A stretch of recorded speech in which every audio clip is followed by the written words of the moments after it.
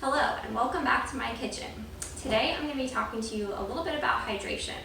And there's my buddy Penny to join us. Hydration is really important for our bodies. Our bodies are made up of almost entirely water, so it's really crucial that we keep fluids in our body so that it can function normally, particularly in times of stress or when your body's fighting an infection or disease, or if you've exercised or worked yourself for a long time outside or in the heat. Really important that we rehydrate. Ideally, we want to be drinking fluids throughout the day and prevent ourselves from becoming dehydrated. At the point where our body is telling us we're thirsty, we're technically already dehydrated, so we want to stay one step ahead of that. Other signs to look for that you might be experiencing dehydration could be dizziness or lightheadedness, having headaches, or difficulty focusing, confusion. Your urine could also be a little bit darker.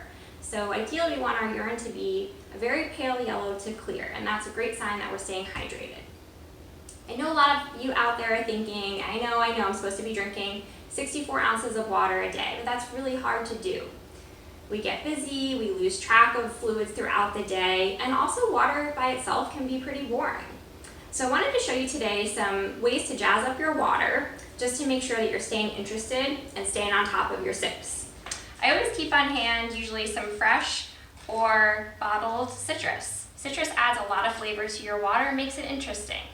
Something else you could try is actually freezing lemon or lime juice in an ice cube tray and then throwing it into your water, make it nice and cool and tasty. You can also use the zest, or if you use your lemon or lime for a cooking dish, what you can do is actually save the rinds, which is what I like to do. So I throw them in a little Ziploc bag and then store them in the freezer, and they'll stay in the freezer for up to 6 months at a time. You take them out and just throw them into your water. You can also add them to sparkling water just to add a little extra fun and interest.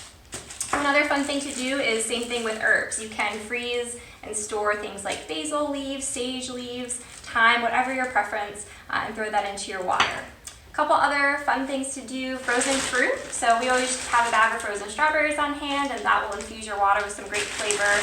Ginger root or ginger powder, another great way to add some flavor to your water, and fresh sliced cucumber. So any of those ways will make your water a little bit more tasty and hopefully keep you hydrated. All right, all you pups and people out there, come join me for a nice fresh glass of flavored water. Cheers.